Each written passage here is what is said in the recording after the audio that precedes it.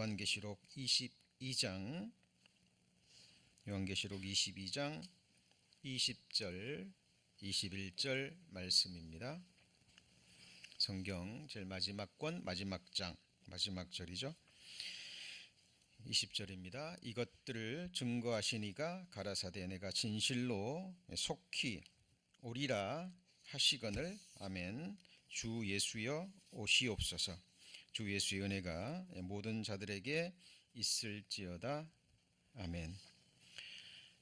약 2년 전 8월 15일 날 시작됐던 요한계시록 강해가 이제 오늘 드디어 마지막 시간을 맞이했습니다. 오늘은 성경에 기록된 예수 그리스도의 마지막 말씀이라는 제목으로 함께 말씀 배우시겠습니다. 디모데후서 3장 16절 이하에 보면 모든 성경은 하나님의 감동으로 된 것으로 라는 말씀이 기록되어 있죠. 이사야 34장 16절 이하에도 너희는 여호와의 책을 자세히 읽어보라. 이것들이 하나도 빠진 것이 없고 하나도 짝이 없는 것이 없으리니 이는 여호와의 입이 이를 명하셨고 그의 신이 이것들을 모으셨음이라 라는 말씀이 기록되어 있습니다. 요한복음 5장 39절 말씀도 기억하시죠? 너희가 성경에서 영생을 얻는 줄 생각하고 이 성경을 상고하거니와 이 성경이 곧 내게 대하여 증거하는 것이로다. 성경 전체는 직접 간접적으로 예수님 한 분만을 증거합니다. 그리고 모든 말씀이 성령의 감동하심으로 기록된 살아계신 하나님의 말씀입니다. 다 중요하죠? 다 중요합니다. 그런데 특히 말씀이신 하나님께서 사람이 되셔서 이 땅에 오셔서 직접 입으로 하신 말씀은 많지 않습니다. 예수님이 친히 직접 하신 말씀은 모든 말씀 가운데서도 더욱더 중요하겠죠. 그 중에서도 마지막 말씀, 성경에 기록된 마지막 말씀이 이제 요한계시록 마지막 부분에 기록되어 있습니다. 자, 예수님이 마지막 하신 말씀이 뭐예요? 내가 진실로 속히 오리라 라는 바로 이 말씀입니다. 많은 사람들이 예수님의 재림을 믿는다라고 얘기합니다. 그런데 입으로는 그렇게 얘기하지만 그 중심을 보면, 그 삶을 보면 정말 믿고 기다리는 삶인지 우리가 의심이 들 때가 많이 있습니다.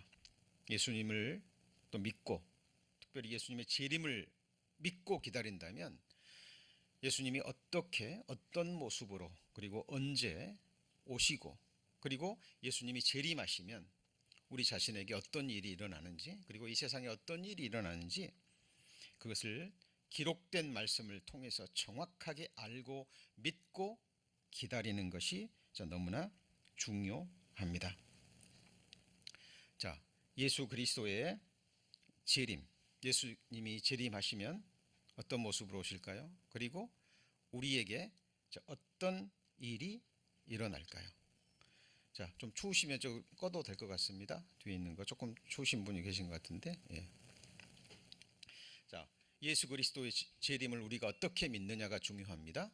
중요한 것은 우리 지난 시간 말씀 기억나십니까? 기록된 말씀밖에 넘어가지 마라 그랬죠.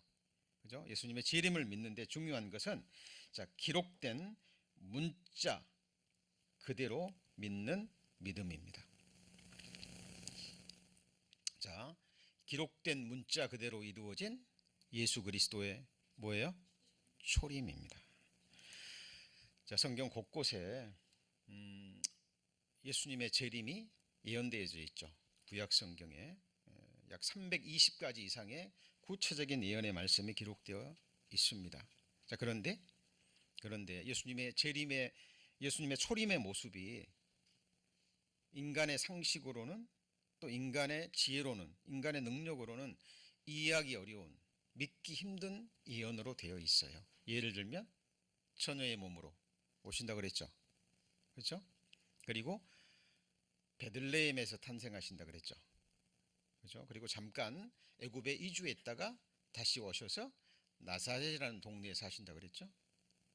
그리고 창에 찔리시고 목에 손과 발의 못이 박히시고, 죽으시고 3일 만에 장사되시고, 자, 이런 구체적인 예언의 말씀들이 기록되어 있습니다. 그런데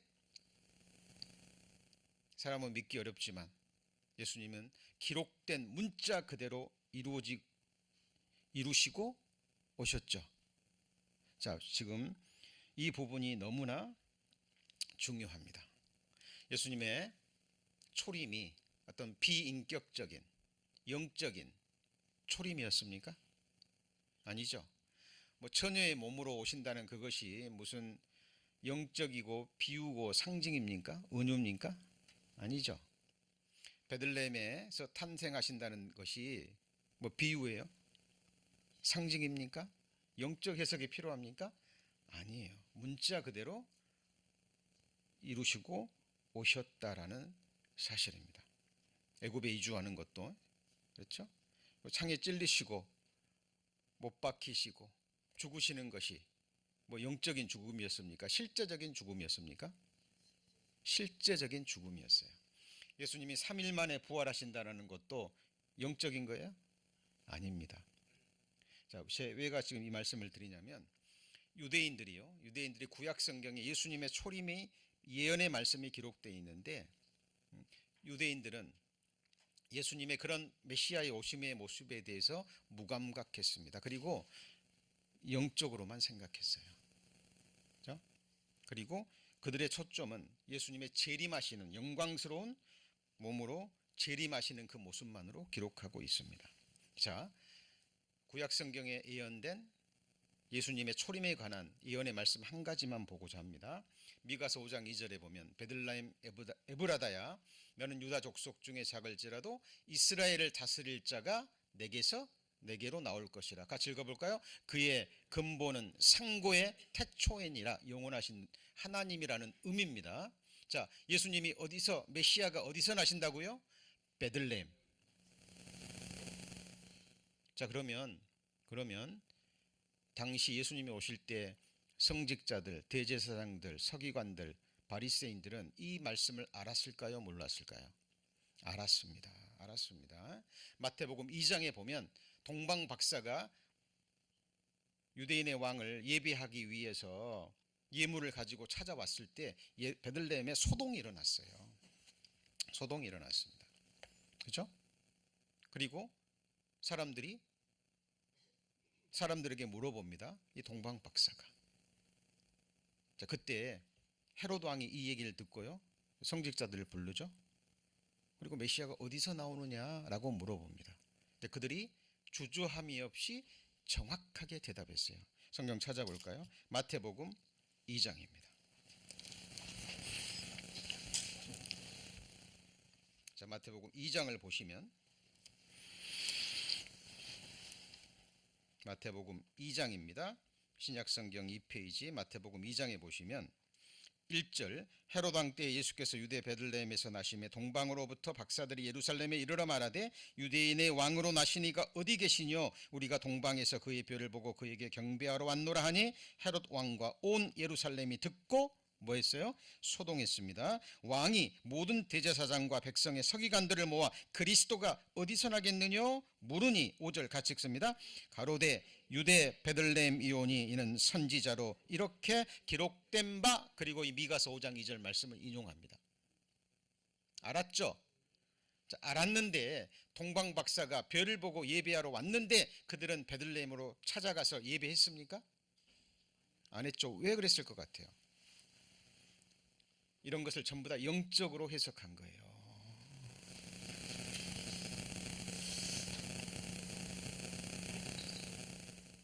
그래서 믿지 않았던 겁니다. 자, 제가 왜 이 말씀을 드리냐면 오늘 말씀 중에 가장 핵심적인 부분입니다. 핵심적인 부분입니다. 그래서 우리 신약 성도들이요, 이 유대인들에게 던질 수 있는 질문이 있어요. 이상하지 않습니까? 그들은 성경을 기록했고 날 때부터 성경을 배우고 암송하고 했던 그들이 구약 성경에 예언된 대로 오신 예수님을 알아보지 못하고 믿지 않았다니까요. 왜요? 이런 구체적인 문자 그대로 예언된 말씀을 성취하고 오신 그 예수님을 바로 보지 못했고, 그들이 소위 성직자, 대제사장, 서기관, 바리새인들이 이런 부분들을 다 영적으로 자기 입맛에 맞게 해석해 버리기 때문에 그렇습니다. 자, 구약의 구체적이고 문자적이며 세미한 예언의 말씀들에도 불구하고 유대인들은 왜 예수님을 알아보지 못하고 십자가에 못 박아 죽였는가? 좀 우리 질문을 던질 수 있어야 됩니다. 유대인들은 지금 대부분 아직도 믿지 않죠? 믿지 않아요. 믿지 않습니다. 특히 이사야 53장은 읽는 것이 금기시 되어 있답니다. 자, 왜 그러냐면 이 모순처럼 보이는 메시아의 오심에 대한 두 대조적인 예언이 있기 때문에 그렇습니다. 자, 우리 성도님들이요, 유대인이라고 생각해 보세요. 누구라고요? 유대인이라고 생각해 보고 가정 한번 해보시죠. 어떤 예언이 더 믿기 쉬운가요? 초림, 아까 말씀드렸죠. 처녀의 아들로 말구유에서 태어나, 어디서 태어나요? 말구유에 태어나서 가난한 목수의 아들 신분으로, 그렇죠? 나사렛에 살다가 하나님 말씀 전한다 하고 이적 기적 조금 일으키더니 어느 날 갑자기 로마 병사에게 잡혀갖고 힘없이 못 박혀 죽어버린 메시아.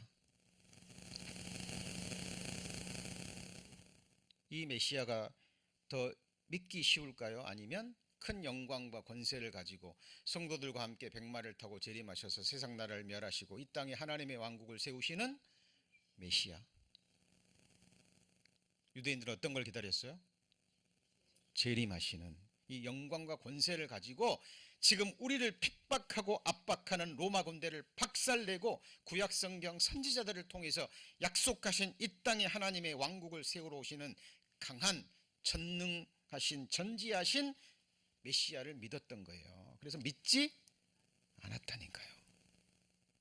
그래서 잠깐 예수 그리스도가 이적 기적 일으키고 물고기 2마리와 보리떡 5개로 5,000명을 먹이고 죽은 자를 다시 살리시고 소경의 눈을 뜨게 하고 절름발을 일으키고 이런 이적과 기적을 일으킬 때는 이 사람이 메시아일지 모르겠다.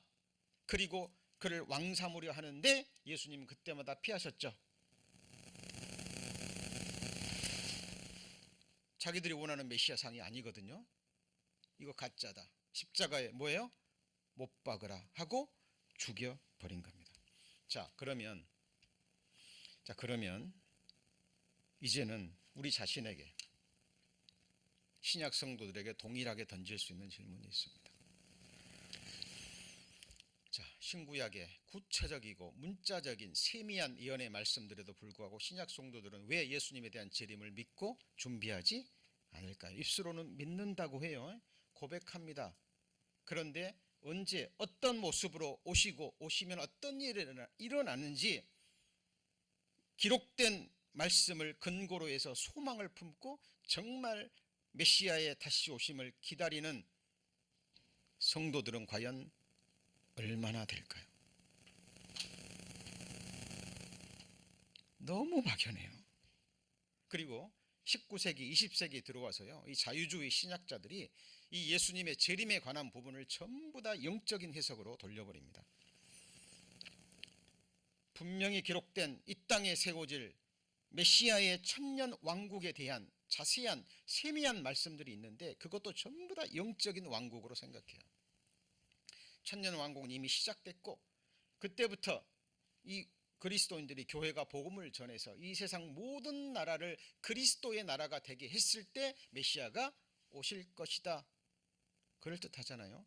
2차 세계대전이 일어나기 전까지만 해도 사람들은 그것을 믿었어요. 왜냐하면 과학이 발달하고 기술이 발달하고 온 세상에 복음이 전해지면서 그렇게 될 것으로 믿었습니다.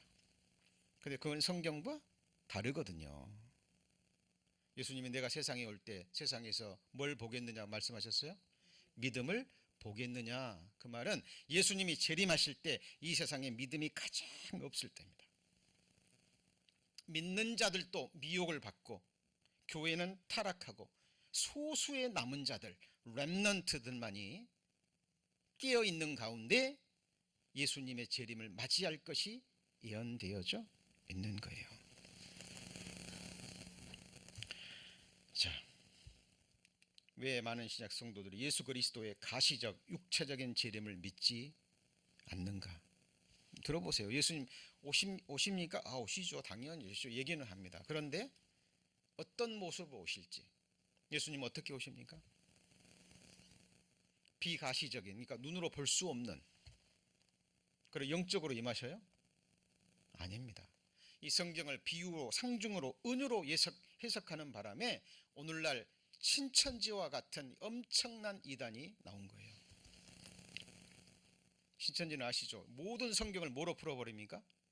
비유로, 영적인 상징으로 풀어버린 겁니다. 그렇죠? 그래서 예수님이 재림하시는데 어디예요? 대한민국 땅에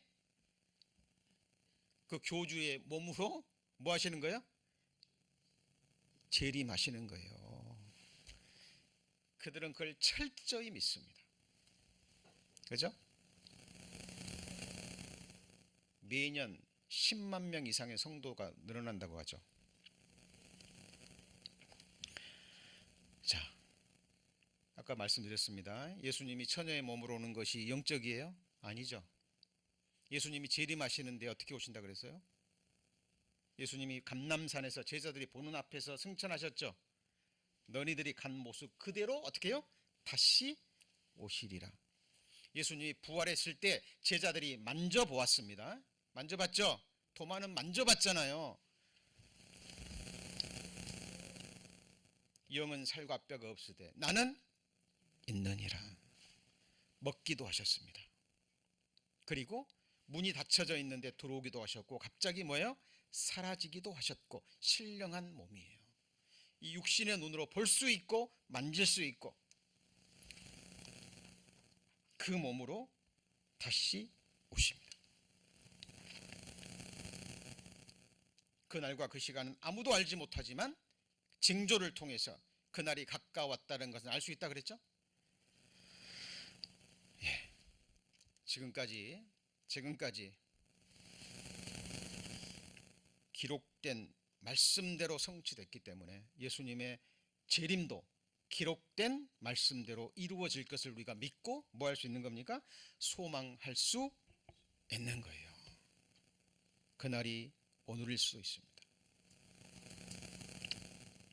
이 급박한 시대에 지금 보세요. 80억이 넘는 인구 중에 뭐 기독교인들이 아닌 사람들은 제쳐두고 스스로 기독교인이라고 생각하고 구원받았다고 고백하는 사람들 중에 예수 그리스도의 재림을 정말 성경대로 믿고 하루하루 매일 매순간 예수님의 다시 오심을 기다리고 있는 깨어있는 그리스도인들은 몇 명이나 될까요? 자, 예수 그리스도의 공중 재림으로 이루어질 일이 무엇입니까? 자, 예수님의 재림은 두 가지 재림이 있죠. 그죠? 같이 해보시죠. 공중 재림.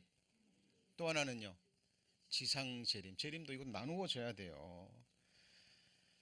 그리고 성경에 기록된 재림에 관한 예의 말씀에서도 정확하게 분별하셔야 됩니다. 이 말씀이 공중 재림에 관한 건지 지상 재림에 관한 건지, 그리고 나와 무슨 상관이 있는지. 자, 공중을 하는 건 신령한 장소를 얘기하는 겁니다. 그죠? 그리스도인들을 데리러 오시는 거예요. 이때 무슨 일이 일어나요? 몸에 구속, 부활이 일어납니다. 세상 사람들은 공중 재림할 때 알까요? 모를까요? 모릅니다. 몰라요. 누구만 알아요? 교회에 속한 사람들, 예수님의 피로 구원받은 거듭난 그리스도인들만 하나님의 나팔 소리를 듣고 한순간에 들림을 받게 될 겁니다. 그리고 그리스도인들은 바로 뭐에서요? 그리스도의 심판대 앞에 섭니다. 준비하고 계세요? 내가 서는 겁니다.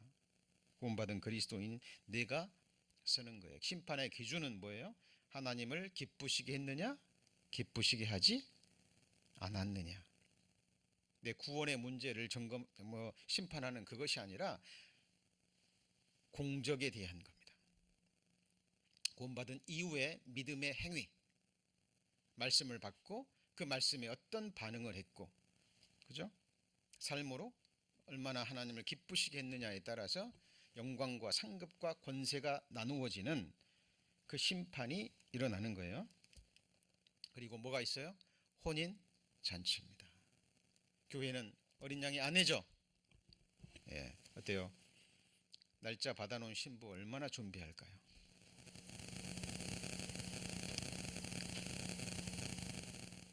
준비하고 계십니까?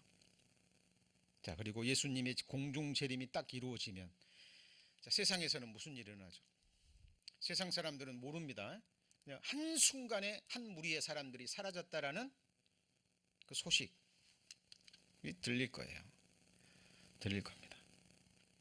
그리고 이 세상의 혼돈을 적 그리스도가 기가 막힌 방법으로, 그죠? 정리를 하고, 그리고 적 그리스도가 그 모습을 드러내게 될 겁니다. 그리고 우리가 요한계시록 강의 서두에서 배운 7년 환란이 시작될 거예요. 그리고 이 7년 환란은 여호와의 7절기, 하나님의 일정표에서 어디에 해당돼요? 속죄절, 유대인들이 민족적으로 회개하는 시기입니다. 그리고 이것은 다니엘의 7일의 무슨 일이에요? 마지막 한 일회가 될 것입니다. 우리 자세히 배웠습니다.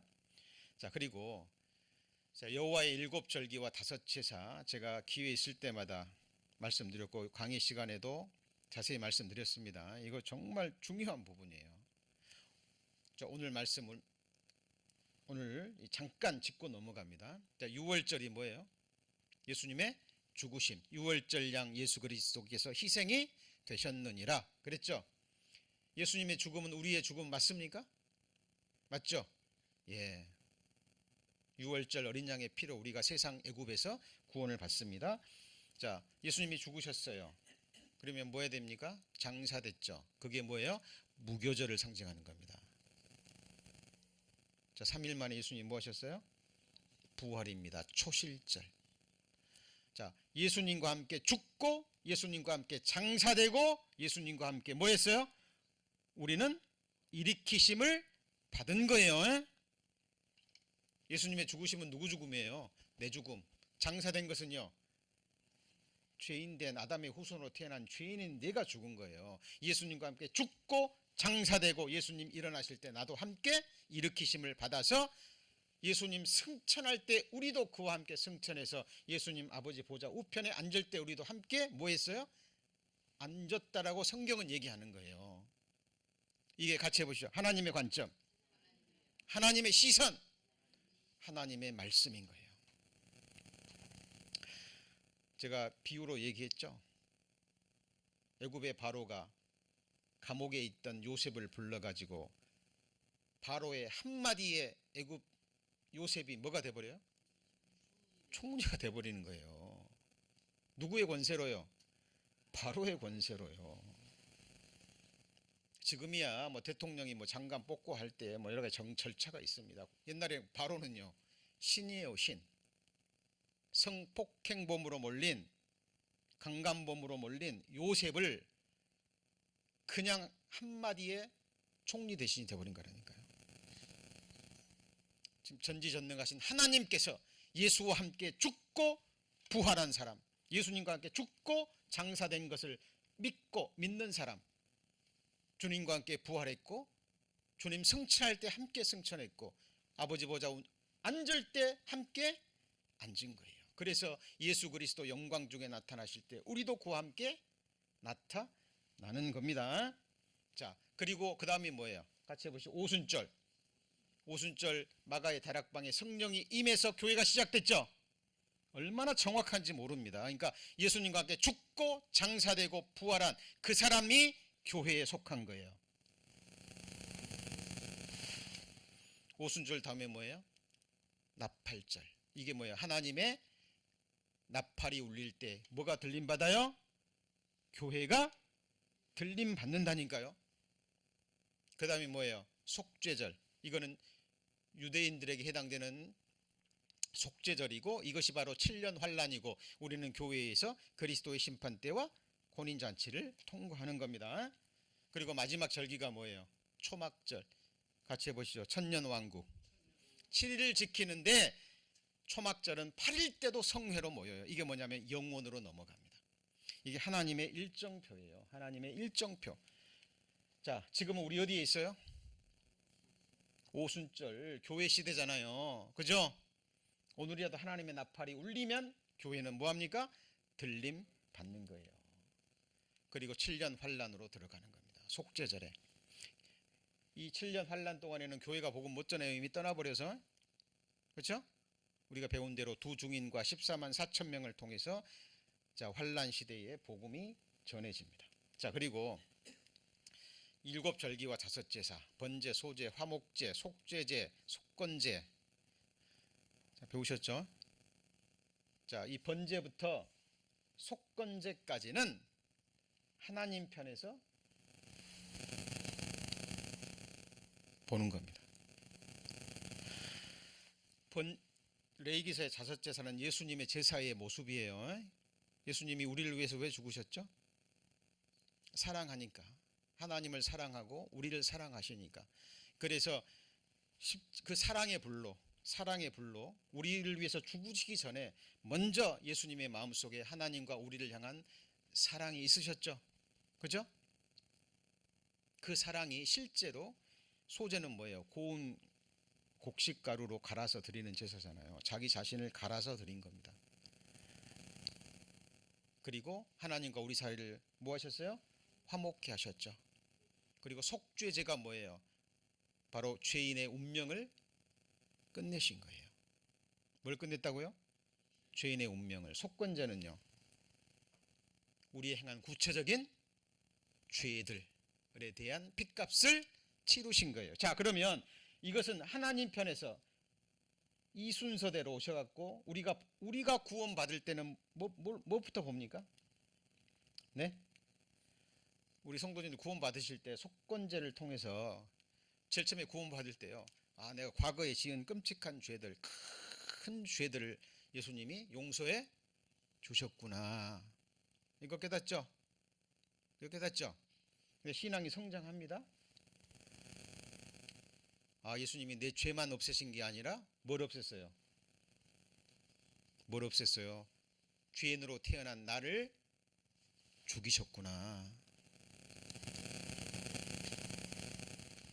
어찌할 수 없는 죄인인 나를, 그 죄인의 운명을 십자가에서 뭐 하셨어요? 끝내셨구나. 이걸 깨닫습니다. 그러니까 신앙생활은 이렇게 발전해요. 이렇게 성장해 갑니다.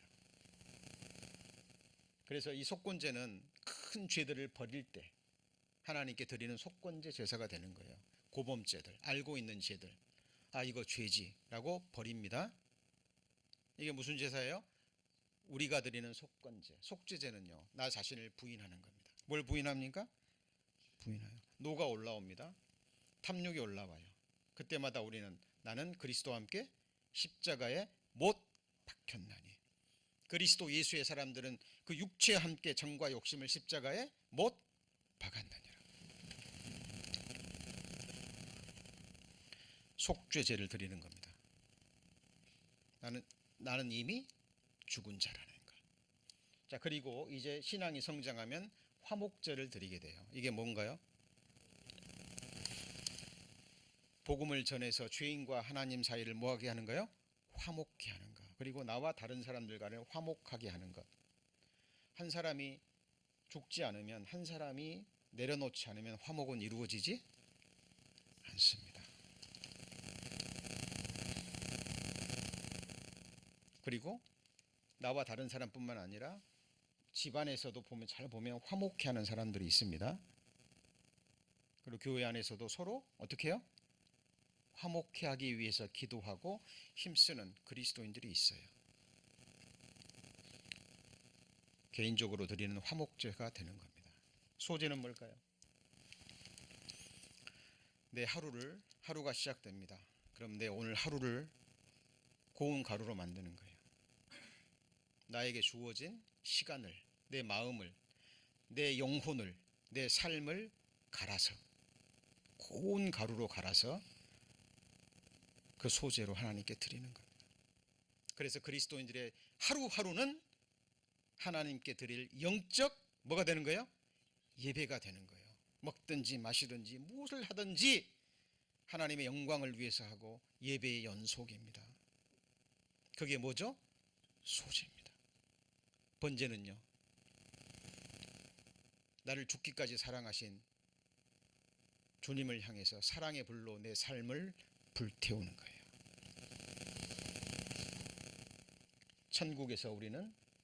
천국에서 이 번제가 완전히 이루어질 겁니다. 자, 이 일곱 절기와 다섯 제사는 이 부분만 성도님들이 핵심 이루시고 삶에 적용하시면 되는 겁니다. 자, 그리고 이와 같이 그리스도도 많은 사람의 죄를 담당하시려고 단번에 들이신 바 되셨고, 같이 읽어볼까요? 구원에 이르게 하기 위하여 죄와 상관없이 자기를 바라는 자들에게 두 번째 나타나시리라. 자, 이미 구원 받았는데 구원에 이르게 하기 위해서. 이 구원은 무슨 구원이에요? 몸의 구원, 구원의 완성입니다. 이 썩어질 몸 그대로 놔두면 흙으로 들어가죠. 예, 저는 거울 볼 때마다요, 말씀 생각합니다. 내가 죽기 전에, 죽고 나서 주님 오시면, 내가 죽은 후에 주님 오신다면 나는 흙으로 들어갈 거고 구더기가 이 몸을 달게 먹을 거예요. 썩어지고 무너지고 흙 속으로 들어갈, 하나님이 말씀하신 것처럼 너는 흙에서 왔으니 흙으로 돌아갈 겁니다. 그런데 주님 오시면 먼저 죽은 자들은 깨어 일어나고 살아있는 사람들은 뭐예요? 변화합니다. 이거 문자 그대로 믿으세요? 예, 기록된 말씀대로 우리는 믿는 거예요. 왜요? 기록된 말씀대로 이루어졌기 때문에 그렇게 믿는 거예요. 그래서 우리의 예수님의 재림의 소망도 구체적이어야 된다니까요. 자, 그러면 구원에 이르게 하기 위하여, 이 말이 무슨 말인지 로마서 8장은 이야기합니다. 이뿐 아니라 우리 곧 성령의 처음 익은 열매를 받은 우리도 속으로 탄식하여 양자될 것, 같이 읽습니다. 우리 몸의 구속이에요. 몸의 구원입니다. 여러분, 기다려지지 않습니까? 기다려지지 않으세요?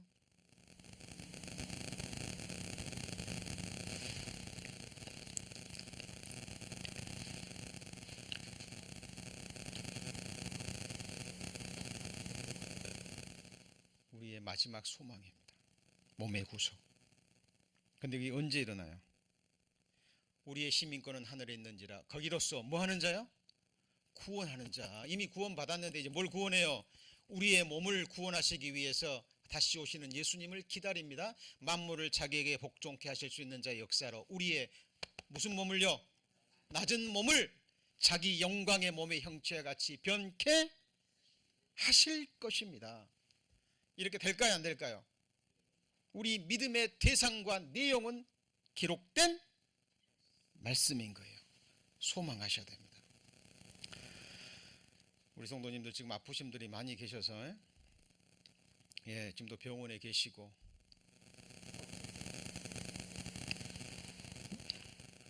또 무릎이 너무 아프셔가지고 지금 장로님 한국에 가서 지금 치료받고 계시죠. 기도해 주시고 계시리라 믿습니다. 예, 우리 이 몸의 부활, 이 몸의 구속 기다려야 됩니다. 근데 그것이 언제 일어나요? 나팔절 때. 유, 무, 초, 칠. 그 다음 뭐예요? 나팔절. 하나님의 나팔이 울릴 때 강림하십니다.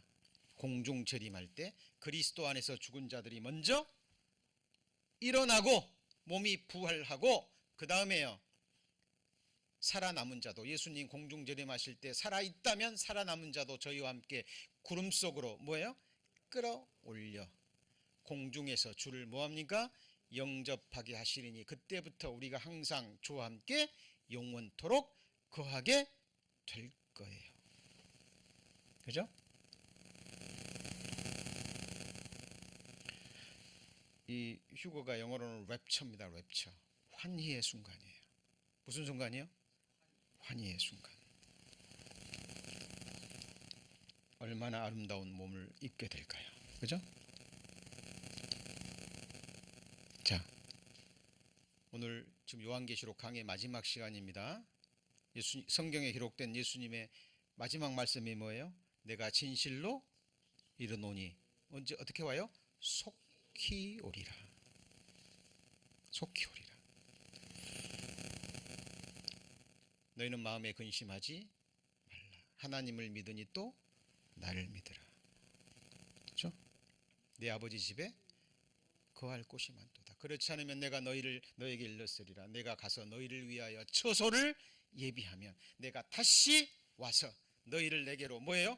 영접하여 나 있는 곳에 너희도 있게 하리라. 항상 주와 함께 있으리라.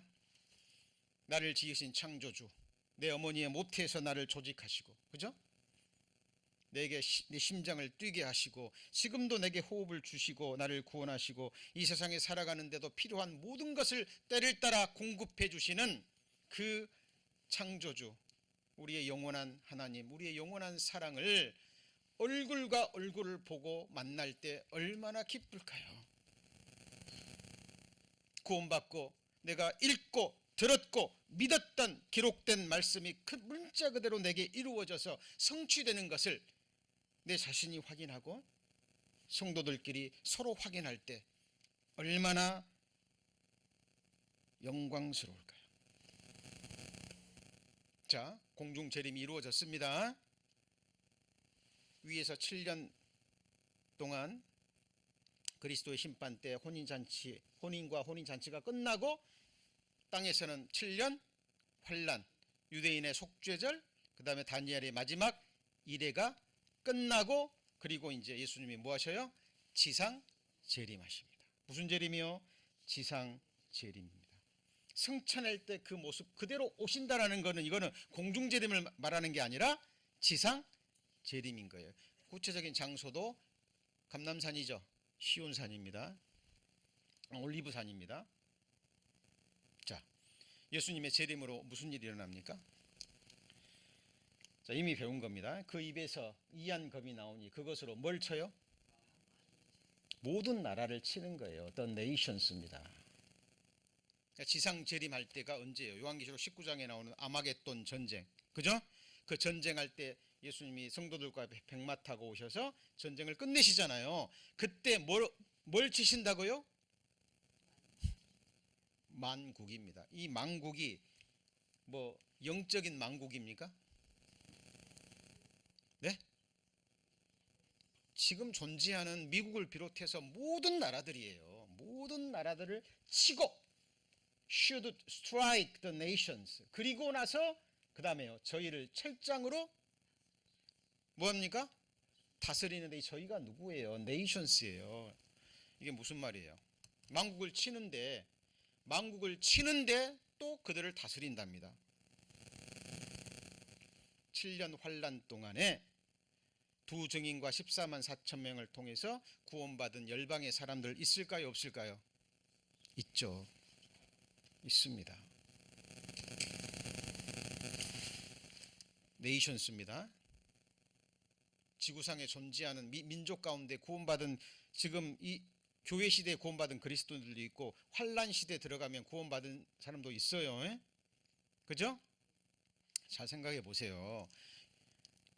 예수님이 다시 오신다 그랬는데 안 믿고 그냥 대충 교회 생활하다가 어느 날 갑자기 이루어지는 걸 봤어요. 정말 정신 차리고, 그죠? 그때부터라도 성경을 믿고 구원받은 각 열방의 사람들이 있을 겁니다. 그들 중에 많은 사람들은 목 잘려 죽고, 그죠? 그리고 나머지 사람들은 예수님 말씀대로 피난처에서 피해 있다가 육체를 입고 어디로 들어가요? 천년 왕국으로 들어가는데 그때도 열방의 민족들이 있다니까요. 다만 이제 그 민족들은 하나님의 나라에 소속된 나라들이 되는 거예요. 주권과 그 모든 것은 누구한테 넘겨진 거예요? 이제 예수님께 넘겨지고 이 땅의 말 그대로 구약 성경에 예언된 그리스도의 왕국이 세워지는 겁니다. 천년 왕국 들어가면 방언도 그대로 있어요. 방언이 뭐냐면 샬라샬라가 아니고 뭐예요? 랭귀지. 천년 왕국에 우리나라 말, 영어, 독일어 다 있다니까요. 그래서 이게 다니엘서에 말하는 금신상, 바벨론, 메데파사, 그리스, 로마, 그 다음에요 열국, 열방. 하나님이 보시는 세계 열강들이잖아요. 바벨론 때 다니엘이 이 꿈을 해석하잖아요.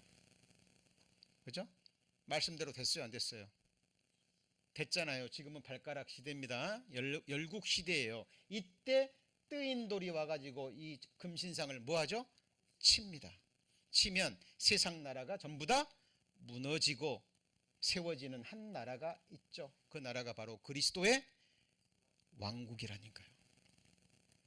그러면 예수님이 재림하셔서 이제 사람들이, 온 백성들이 보는 가시적으로, 육체적으로 예수 그리스도를 보면서 그의 뭘 받아요? 통치를 받는 겁니다. 자, 이 열왕의 때에 하나님이 한 나라를 세우시는데 이것은 망하지도 않고 국권이 다른 백성에게로 돌아가지도 않을 것이요, 이 모든 나라를 뭐하고요?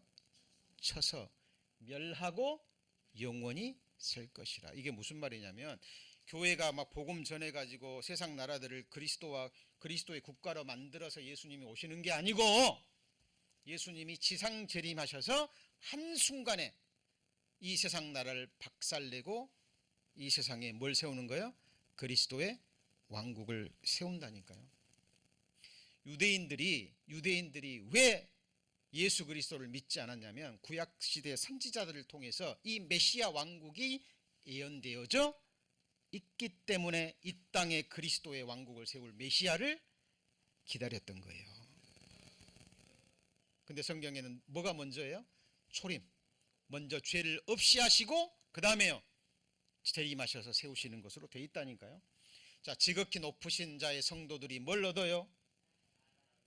나라를 얻으리니 그 누림이 영원하고 영원하리라. 미국이라는 나라 지금 가장 강하다고 하지만 200년 좀 넘었잖아요. 그죠? 이 세상에 어떤 나라도 영원히 계속되는 나라는 없습니다. 세상 역사가 그를 증거합니다.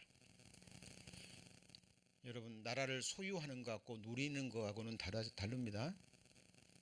하죠? 우리가 미국 시민이지만 뭐 미국 나라를 누립니까? 아니죠. 뭐 직장 갔다 오고 뭐 집 왔다 갔다 하고 한정돼 있잖아요. 영원히 누릴 겁니다. 그렇죠? 자, 이것도요, 천년 왕국이 아니면 이 말씀이 해석이 되지 않아요. 무슨 말이냐면, 천년 왕국은 바다에 있어요, 없어요? 아니, 새하늘과 새 땅, 영원한 천국은 바다에 있어요, 없어요? 바다도 다시 있지 않더라 그랬잖아요. 그런데 여기서는 바다에서부터 바다까지, 강에서부터 땅끝까지 뭐 하셔요? 통치하십니다. 이 통치가 영적인 통치냐고요? 아니라니까요. 천년 왕국 때 예수님이 지상 재림, 가시적인 육체적인 몸을 입고 오셔서 실제로 이 세상 나라를 강에서부터 강끝까지 모든 나라와 바다까지 다스릴 것입니다. 그러나 이때 통치는 철장으로 통치하는 거예요. 뭐 하는 통치예요? 철장으로. 자, 이것이 구체적으로 기록되어 있는데요. 요즘 사람들은, 그리스도인들은요, 기독교인들은 믿지를 않습니다. 왜냐하면 과거 초대교회나 교부들이나 중세시대, 그죠?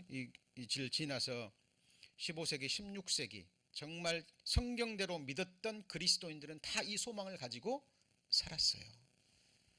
그러나 사탄이 역사하면서 자유주의 신학자들이 나오면서 이 성경에 기록된 말씀들을 전부 다 영적으로, 비유적으로, 은유로 해석하는 바람에 이런 말씀들이 이제 교회에 선포되지를 않아요.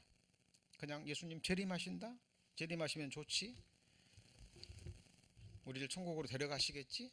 그리고는 예언된 구체적인 말씀들, 특히 이 땅에 세워지는 하나님의 왕국에 대해서는 무지합니다. 자, 여기 보시면, 내가 또 이상 중에 보았는데 인자 같은 이가 하늘 구름을 타고 와서 옛적에 항상 계신 자에게 나와 그 앞에 인도되매 그에게 권세와 영광과 뭘 줘요? 나라를 주고, 그 다음에 모든 백성과 나라들과, 그 다음에 뭐예요? 각 방언하는 자. 이 방언이 뭐예요? other language. 그를 섬기게 하였으니 그 권세는 영원한 권세라.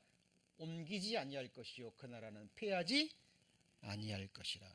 이 나라가 천년 왕국, 그때부터 이 땅에 세워져서 새하늘과 새 땅으로 이어지는 거예요.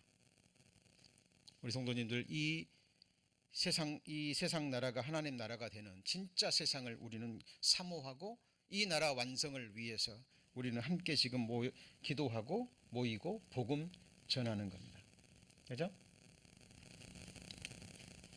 자, 이 말씀이 문자 그대로 이루어져야 됩니다. 문자 그대로 이루어질 겁니다. 자, 그때 인자의 징조가 하늘에서 보이겠고, 그때 땅의 모든 족속들이 통곡하며 그들이 인자가 구름을 타고 능력과 큰 영광으로 오는 것을 뭐예요? 보리라 볼 겁니다. 지상재림입니다. 7년 환난 끝에 예수님이 이렇게 오는 것을 세상 모든 사람들이 본다니까요. 보리라 볼 겁니다. 그죠? 볼지어다. 뭘 타고 옵니까? 구름을 타고 오시리라. 각인의 눈이 그를 보겠고 그를 찌른 자들도 볼터이요 땅에 있는 모든 족속이 그를 인하여 뭐합니까? 애곡하리니 그러하리라. 아멘. 그러니까 예수님 믿지 않는 사람들, 그죠? 예수의 거룩한 이름을 욕할 때나 쓰는 사람들, 직접 눈으로 보게 될 겁니다. 근데 조금 전에 보면 다니엘서에서 인자라는 표현이 나오잖아요. 그죠? 그리고 금신상에서 그 세상을 지배했던 나라들을 전부 다 짐승으로 표현했죠. 그죠? 짐승이 다스리는 나라와 인자가 다스리는 나라, 대조가 되죠. 바로 예수님이 다스리는 나라입니다. 그가 열방 사이에서 뭐합니까? 판단하시며, 그러니까 열국입니다. 많은 백성을 뭐하시죠? 판결하십니다. 무리가 그 칼을 쳐서 보습을 만들고 창을 쳐서 낫을 만들 것이며 이 나라와 저 나라가 다시는 칼을 들고 서로 치지 아니하며, 같이 읽습니다. 다시는 전쟁을 연습치 아니하리라. 지금 전쟁 연습해요, 안 해요? 하잖아요. 우리 한미연합군 훈련하면 또 북한에서는 또 미사일 쏴대고, 그죠? 실제로 지금 러시아와 우크라이나 전쟁이 일어나고 있고, 눈에 보이지 않는 지금 뭐 경제 전쟁, 쩐의 전쟁, 전쟁의 연속입니다. 자, 이 말씀을 또 왜 드리냐면, 이것이 영적인 해석이 가능합니까? 이것도 예언의 말씀이에요. 무슨 말씀이에요? 예언의 말씀이에요. 너희는 여호와의 책을 자세히 읽어보라. 1.1핵도 없어지지 않고 다 이루리라. 지난주 배운 말씀이 뭐였어요? 성경에서 한 말씀이라도 뭐하면요? 지어버리면 이 말씀도 그대로 이루어질 거예요. 왜 전쟁을 연습하지 않을까요? 지금 이때는 천년왕국이에요. 예수님이 지금 철권으로 뭐합니까? 통치하시는 거예요. 사탄은 1000년 동안 무적행에 갇혀 있고, 거짓 선지자와 짐승은 불못에 이미 들어갔고, 사탄이 역사하지 않습니다. 유혹하지 않아요. 그리고 이때는 행동으로, 언행으로 죄를 범하지 않는 한, 무엇으로요? 언행으로 죄를 범하지 않는 한 예수님이 참아 기다리십니다. 그런데 말이나 언행으로나 죄를 범하면 하나님이 바로 판단하시고 바로 재판하십니다. 그래서 천년왕국 때 100세가 못 되어 죽은 자는 저주받는 자니라. 사탄의 유혹이 없기 때문에, 그죠? 죄가 없습니다. 그리고 죄를 범하면 바로 심판이 임하기 때문에 사람들이 죄를 지을까 안 지을까요? 짓지 않습니다. 언행으로는 짓지 않아요. 절기 때 여호와 하나님께 예배하러 가지 않으면 그 지역에 뭘 안 주셔요? 비를 안 주십니다. 민족적으로. 자, 그런데 그리고 이 천년 왕국 때는 누가 복음 전해요? 이스라엘 민족이 우리 배웠잖아요. 이미 배운 내용이에요. 에스겔 성전에서 제사를 드리면서 바로 우리가 드리는 이 제사가 바로 예수님이 오셔가지고 완성한 십자가의 제사다. 그리고 이 복음을 믿는 자는 그때 뭘 받아요? 구원을 받고 천국 성도가 되는 거예요. 자, 그런데 바로바로 심판이 임하니까 예배도 올라가고 겉으로는 죄도 짓지도 않고 전쟁도 연습하지 않고 있다가 사탄이 딱 풀리면, 그죠?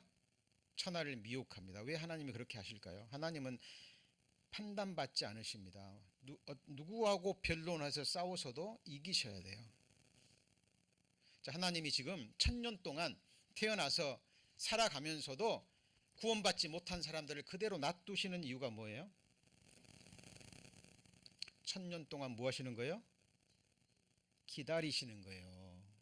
그동안 뭐 하더라고요? 구원 받으라고 기다리시는 겁니다. 그래서 하나님의 통치를 방해하지 않는 한, 그죠?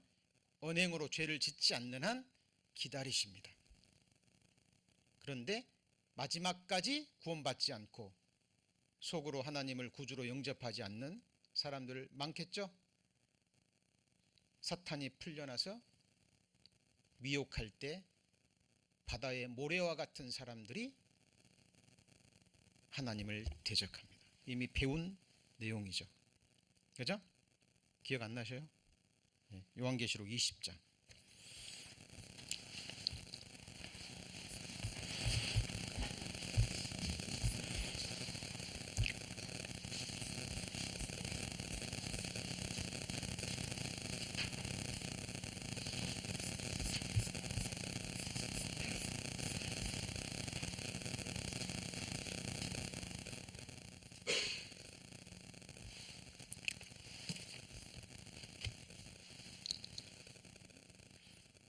자, 요한국 20장 9절입니다. 9절. 7절부터 볼까요? 20장 7절. 천년이 참에 사탄이 그 옥에서 놓여 나와서 땅의 사방 백성고 곡과 마곡을 미혹하고 소련입니다.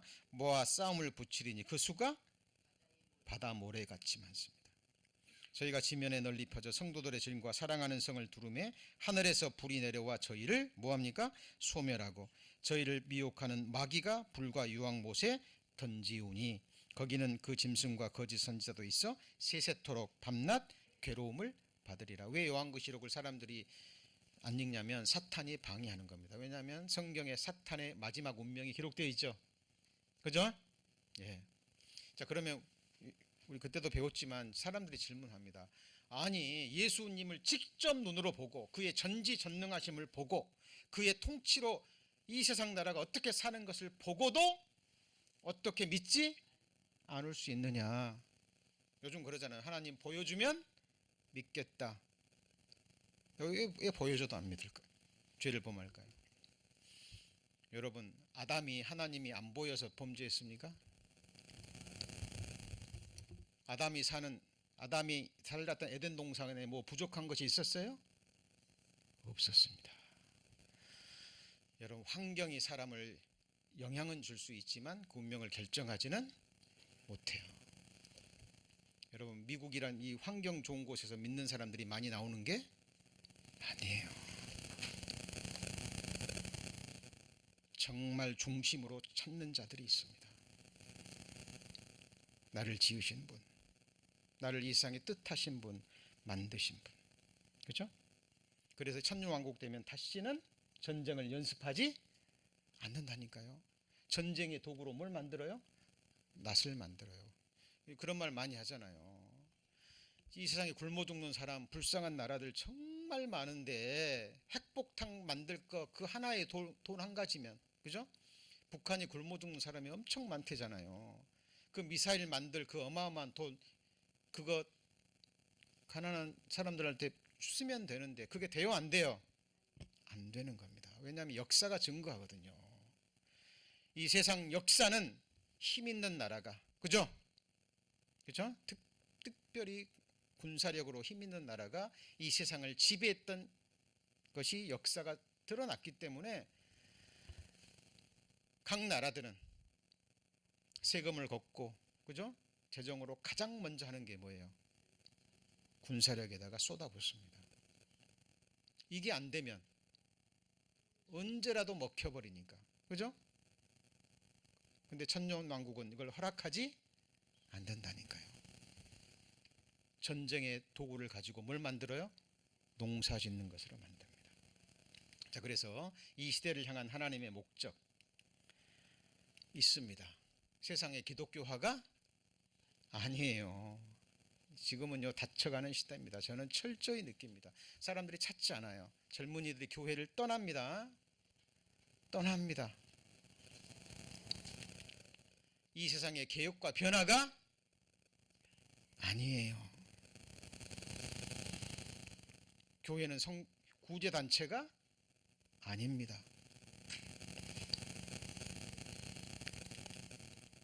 세상은 재림 이전이 아닌 언제 변해요? 재림 이후에 변화됩니다. 기억하셔요. 내가 세상에 올 때 믿음을 세상은 갈수록 안 좋아지고 타락해질 것이고 교회는 갈수록 음료화될 겁니다.